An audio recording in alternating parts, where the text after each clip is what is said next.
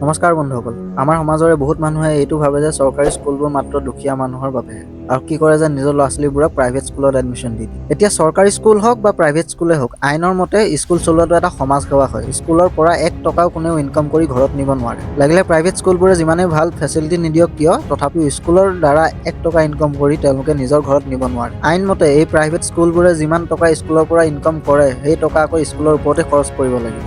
এতিয়া আপোনালোকে ভাবিছে চাগে, যদি এই প্ৰাইভেট স্কুলবোৰৰ দ্বাৰা ইনকাম কৰিব নোৱাৰে, তেনেহ'লে বছৰে বছৰে স্কুলবোৰৰ ফিজ কিয় বাঢ়ে আৰু টিচাৰবোৰৰ ইমান কষ্ট কিয় হয় এইবোৰ প্ৰাইভেট স্কুলত? লগতে ড্ৰেছ আৰু কিতাপৰ নামত ল'ৰা-ছোৱালীবোৰৰ মাক-বাপেকক কিয় লুটা হয়? আহক আজি ডিছকাছ কৰোঁ এইবোৰৰ বিষয়ে। ভাৰতত এখন প্ৰাইভেট স্কুল খুলিবলৈ হ'লে আপোনাৰ হাতত RTE Act 2009ৰ মতে 3টা অপশ্যন থাকে: নন প্ৰফিট ছ'চাইটি, ট্ৰাষ্ট আৰু নন প্ৰফিট এণ্টিটি। চব মিলাই কথা এইটোৱে যে প্ৰাইভেট স্কুল এখন চলাবলৈ হ'লে তাক নন প্ৰফিট অৰ্গেনাইজেশ্যনৰ নিচিনাকৈ চলাব লাগিব। অৰ্থাৎ 1 টকা সেই স্কুলৰ পৰা ইনকাম কৰিব নোৱাৰিব আৰু ফিছৰ নামত যিমান টকা ল'ৰা-ছোৱালীৰ পৰা লোৱা হ'ব, সেই টকা আকৌ স্কুলৰ ওপৰতে খৰচ কৰিব লাগিব।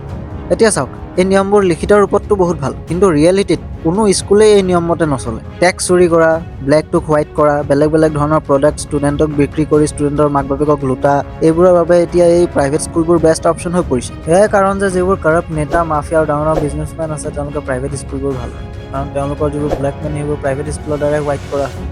আপোনালোকে বুজি পাইছে চাগে মই কি ক'ব বিচাৰিছোঁ। চব কথাটো ইয়াত খুলি ক'ব নোৱাৰোঁ, নহ'লে জানো কি হয়। কিছুমান প্ৰাইভেট স্কুল আছে আজিও ভাল, কিন্তু তাৰ সংখ্যা বহুত কম। ভাৰতৰ আইনে বহুত বেলেগ বেলেগ ধৰণে কৈছে যে যদি আপুনি বিজনেছ কৰিব বিচাৰে, তেনেহ'লে স্কুলৰ দ্বাৰা কেতিয়াও ইনকাম কৰিবলৈ নিবিচাৰিব।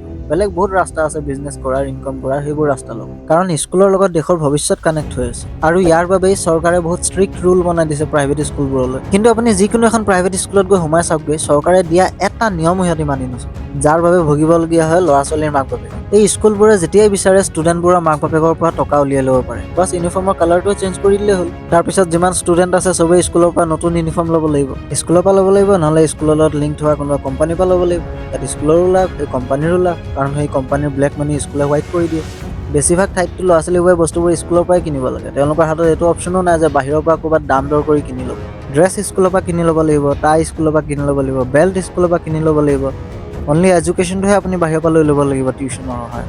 চৰকাৰে এইবোৰ বন্ধ কৰিবলৈ বহুত নিয়ম বনালে, কিন্তু তথাপিও এতিয়ালৈকে কোনো এইবোৰ নিয়ম মানি নচলিলে। ষ্টুডেণ্টেই টিচাৰবোৰৰ লগতো এই প্ৰাইভেট স্কুলবোৰে স্কেম কৰি আছে আৰু তেওঁলোকে একো গমকে নাপায়। যেতিয়া এখন প্ৰাইভেট স্কুল খুলিবলৈ লোৱা হয়, তেতিয়া ষ্টেট গভৰ্ণমেণ্টৰ পৰা এখন NOC ল'ব লাগে। সেই NOCখনত ক্লিয়াৰলি লিখা থাকে যে আপুনি আপোনাৰ টিচাৰসকলক চৰকাৰী টিচাৰৰ সমান চেলেৰি দিব লাগিব। ইয়াৰ পিছত যেতিয়া বৰ্ডে এফিলিয়েশ্যন দিয়ে, তেতিয়া বৰ্ডেও লিখি দিয়ে যে আপুনি আপোনাৰ টিচাৰখিনিক চৰকাৰী স্কুলৰ টিচাৰৰ সমান চেলেৰি দিব লাগিব।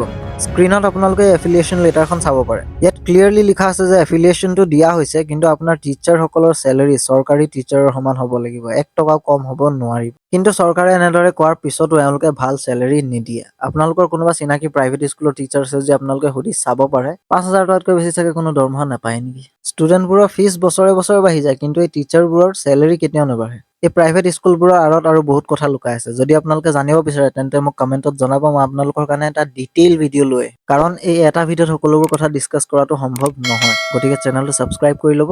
চ' আজিলৈ ইমানেই, গুড বাই।